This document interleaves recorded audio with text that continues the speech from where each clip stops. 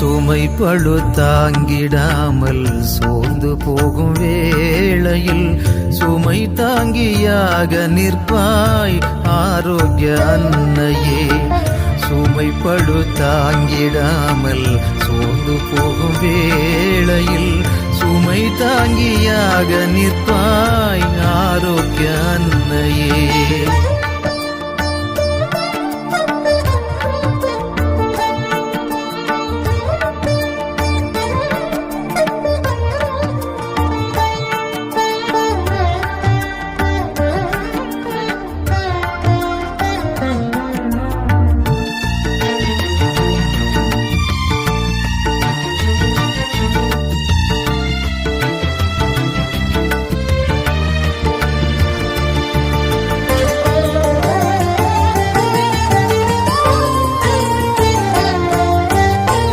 வல்ல தேவன் வார்த்தை கேட்டு ஆமெனவே பகர்ந்தாய்.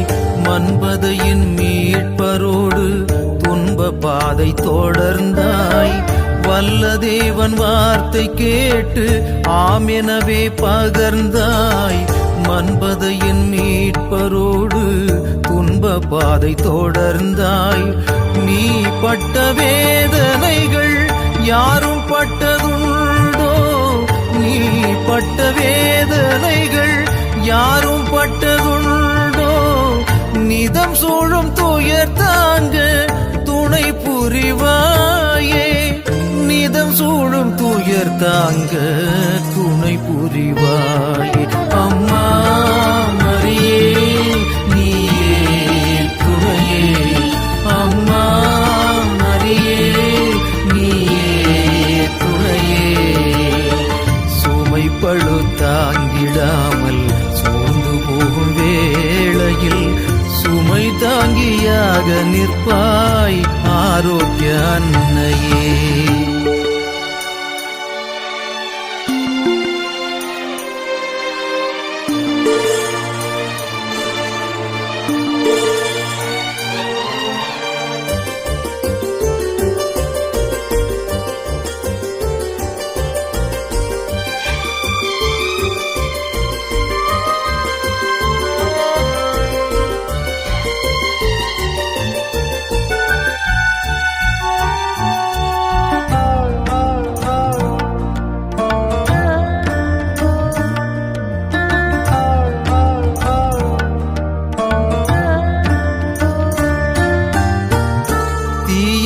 துயர் மூண்டால் தன்புனலாவாய். புயலாக இடர் சூழ்ந்தால் மென் தென்றலாவாய். தீயாக துயர் மூண்டால் தன்புனலாவாய். புயலாக இடர் சூழ்ந்தால் மென் தென்றலாவாய். நொறுங்கிய உள்ளத்திற்கு மருந்து நீ தாயே. நொறுங்கிய உள்ளத்திற்கு மருந்து நீ தாயே.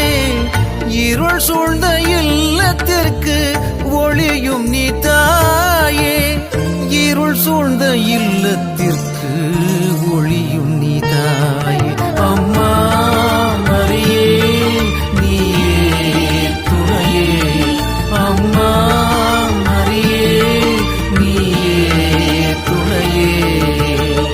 சுமை பழு தாங்கிடாமல் சோர்ந்து போகும் வேளையில் சுமை தாங்கியாக நிற்பாய் ஆரோக்கிய அன்னையே.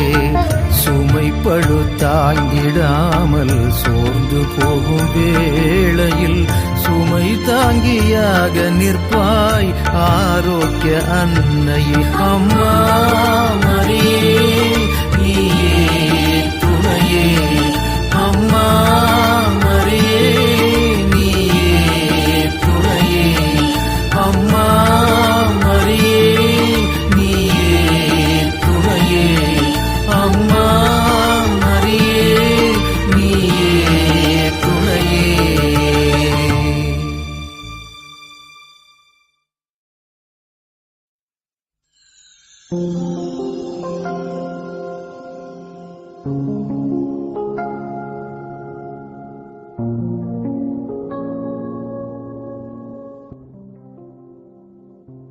பாஸ்கா காலம் 6வது வாரம் வியாழக்கிழமை. முதல் வாசகம் திருத்தூதர் பணிகள் நூலிலிருந்து வாசகம். அதிகாரம் 18, இறை வார்த்தைகள் 1 முதல் 8 முடிய. அந்நாள்களில் பவுல் ஏதென்ஸை விட்டு கொரிந்துக்கு போய் சேர்ந்தார்.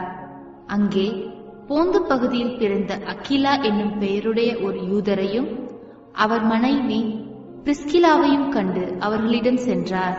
அவர்கள் யூதர் அனைவரும் ரோமை நகரை விட்டு வெளியேற வேண்டும் என்ற கிளவுதியு பேரரசருடைய கட்டளைக்கு இணங்கி இத்தாலிய நாட்டை விட்டு அண்மையில் அங்கு வந்திருந்தார்கள்.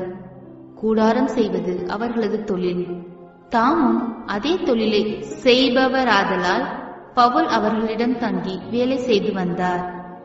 ஒவ்வொரு ஓய்வு நாளும் அவர் தொழுகை கூடத்தில் யூதரிடமும் கிரேக்கரிடமும் பேசி அவர்கள் நம்பிக்கை கொள்ள செய்தார். சீலாவும் திமோத்தேயுவும் மாசிதோனியாவில் இருந்து வந்தபோது பவுல் இறைவாக்கை அறிவிப்பதில் ஆர்வத்தோடு ஈடுபட்டிருந்தார். இயேசுவே மெசியா என்று யூதரிடம் சான்று பகர்ந்து வந்தார். அவர்கள் அதனை எதிர்த்து பழித்துரைத்த போது அவர் தமது மேலுடையில் இருந்த தூசியை உதறி, உங்கள் அழிவுக்கு நீங்களே பொறுப்பு, நான் அல்ல.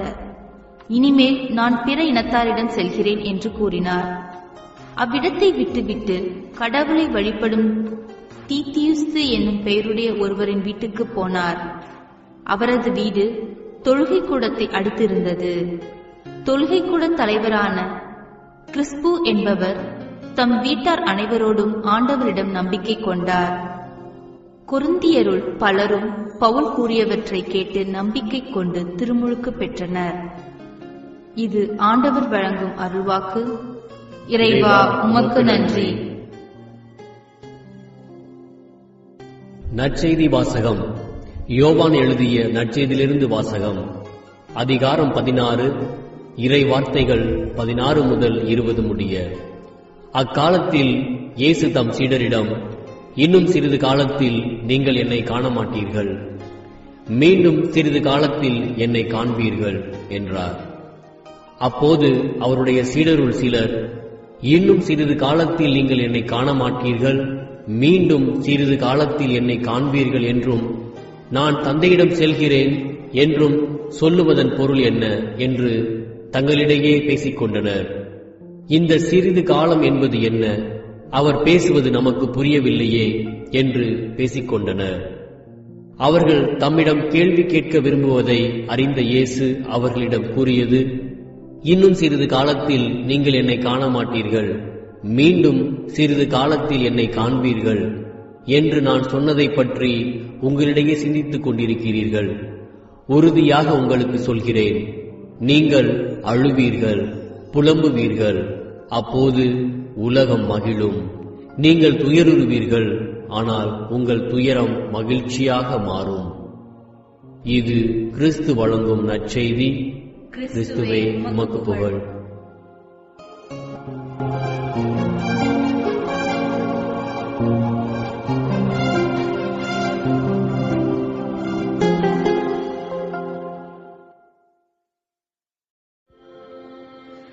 பிரியமானவர்களே, இறைவனுக்கும் மனிதர்களுக்கும் இடையேயான உறவானது சில ஆன்மீக எழுத்தாளர்களால் கண்ணாமூச்சி விளையாட்டுக்கு ஒப்பிடப்படுகிறது. Hide and seek game. சிறுவர்கள் கண்ணாமூச்சி விளையாட்டு விளையாடுவதை நாம் பார்த்திருப்போம். ஏன் நாம் கூட சிறு வயதில் விளையாடி இருக்கக்கூடும். ஒருவரை தவிர மற்ற அனைவரும் ஒளிந்து கொள்வர். இவர் ஒவ்வொருவராக கண்டுபிடிக்க வேண்டும். இறைவன் கூட அவ்வப்போது நம் வாழ்வில் இருந்து தன்னை ஒளித்துக் கொள்ளுகின்றார், மறைத்துக் கொள்ளுகின்றார். வாழ்வின் சில நேரங்களில் நாம் இறைவனின் உடன் இருக்கும் பிரசன்னத்தை உணர்ந்திருப்போம். அதாவது நாம் எதிர்பாராத நல்லது நடந்திருக்கும். ஜெபிக்கும் போது ஆழமான திருப்தியுணர்வை அனுபவித்திருப்போம். எந்த காரணமுமே இல்லாமல் மகிழ்ச்சியாக இருந்திருப்போம். ஆனால் இது சில காலங்களுக்கு பின் மாறி முற்றிலும் எதிர்மறையான காரியங்கள் நடப்பதையும் நாம் அனுபவித்திருப்போம். நம் எதிர்பார்ப்புக்கு எதிரான காரியங்கள் அடுத்தடுத்து நடப்பது, ஜெபத்தில் எந்த திருப்தியையும் பெறாதது, எந்த காரணமுமே இல்லாமல் சோக உணர்வு நம்மை சுற்றி வளைப்பது போன்றவற்றை நாம் அனுபவித்திருக்கக்கூடும். இப்படிப்பட்ட நேரங்களில் உண்மையிலேயே கடவுள் இருக்கின்றாரா என்ற கேள்வியை நம்மில் பலர் எழுப்பியிருக்கக்கூடும். இப்படிப்பட்ட நேரங்களே கடவுள் தன்னை மறைத்துக் கொள்ளக்கூடிய தருணங்களாக கருதப்படுகின்றன. இன்றைய நற்செய்தியில் இயேசு இன்னும் சிறிது காலத்தில் நீங்கள் என்னை காண மாட்டீர்கள், மீண்டும் சிறிது காலத்தில் என்னை காண்பீர்கள் என்று சொல்வது இறைவன் நம்மோடு விளையாடும் கண்ணாமூச்சி விளையாட்டை சுட்டிக்காட்டுவதாக நாம் புரிந்து கொள்ளலாம். இவ்வாறு இறைவன் தன்னை வெளிப்படுத்துவதும் பின்பு மறைத்துக் கொள்வதும் மீண்டும் தன்னை வெளிப்படுத்துவதும் ஏதோ சாதாரண மனிதர்களது வாழ்வில் மட்டும்தான் நடைபெறுகிறது என்று நாம் எண்ணிவிடக்கூடாது. ஆன்மீகத்தின் உச்சநிலையில் சஞ்சரித்த எல்லா புனிதர்களும் இறை அனுபவத்தை பெற்றவர்களும் இதை உணர்ந்திருக்கின்றார்கள். புனித சிறுமலர் குழந்தை தெரசாள் புனிதத்தின் உச்சத்தில் வாழ்ந்தவராக கருதப்படுபவர். எலும்புருக்கி நோயினால் துன்பப்பட்ட அவர் ஒரு முறை இவ்வாறு சொன்னார்: என் அனுபவத்தின் அடிப்படையில் ஒரு விஷயத்தை நான் சொல்ல விரும்புகிறேன்.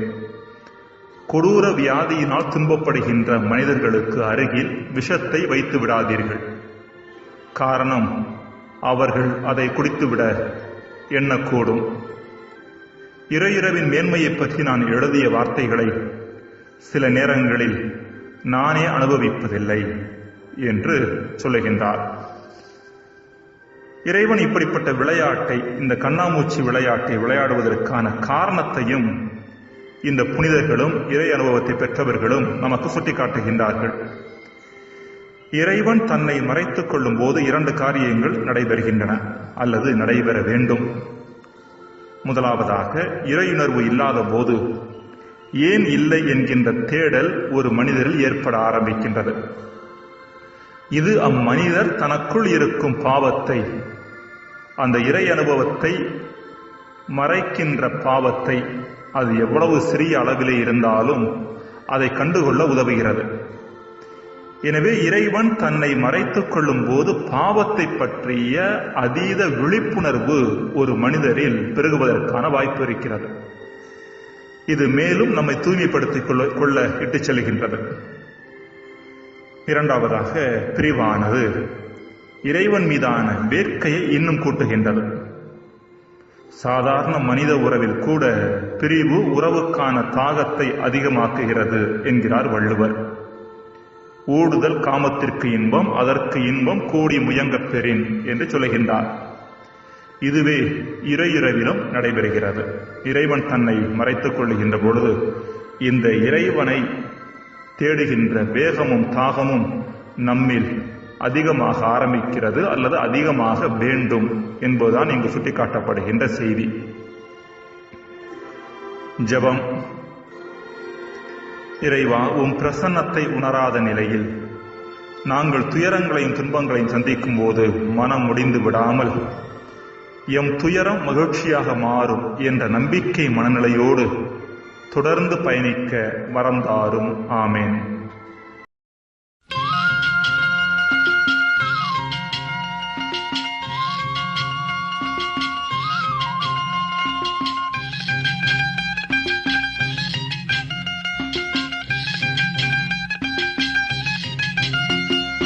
வாழ்க்கையில் துன்பங்கள் உண்டு உண்டு, துன்பத்தின் பின்னர் இன்பம் என்றும் உண்டு, இன்பம் என்றும் உண்டு. வாழ்க்கையில் துன்பங்கள் உண்டு உண்டு, துன்பத்தின் பின்னர் இன்பம் என்றும் உண்டு, இன்பம் என்றும் உண்டு.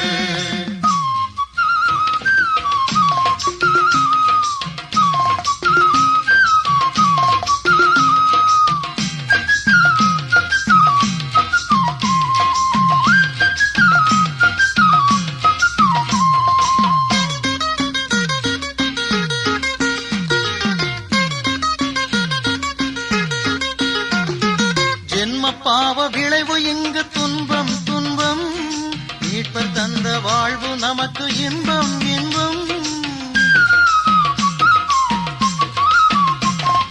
ஜென்ம பாவ விளைவு இங்கு துன்பம் வாழ்வு நமக்கு இன்பம் இன்பம்.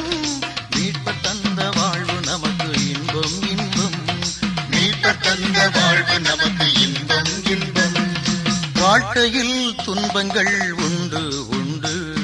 துன்பத்தின் பின்னர் இன்பம் என்றும் உண்டு. இன்பம் என்றும் உண்டு.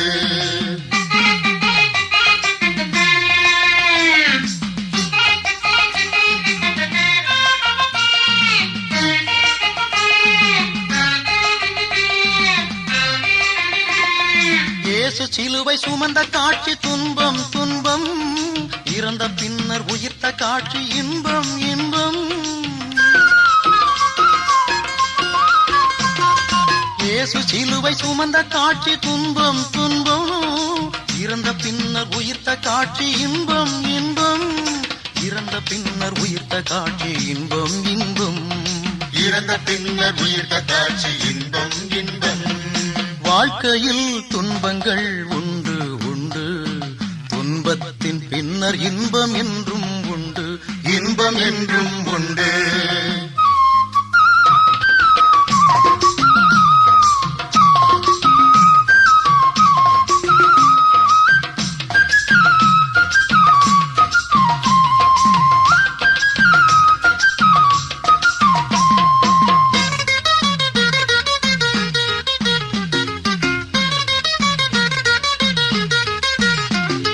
நேர்மை வழியில் நடந்து சென்றால் துன்பம் துன்பம். இறைவன் நீதி முன்பு காண்போம் இன்பம் இன்பம். நேர்மை வழியில் நடந்து சென்றால் துன்பம் துன்பம். இறைவன் நீதி முன்பு காண்போம் இன்பம் இன்பம். இறைவன் நீதி முன்பு காண்போம் இன்பம் இன்பம். இறைவன் நீதி முன்பு காண்போம் இன்பம் இன்பம். வாழ்க்கையில் துன்பங்கள் உண்டு உண்டு. துன்பத்தின் பின்னர் இன்பம் என்றும் உண்டு. இன்பம் என்றும் உண்டு.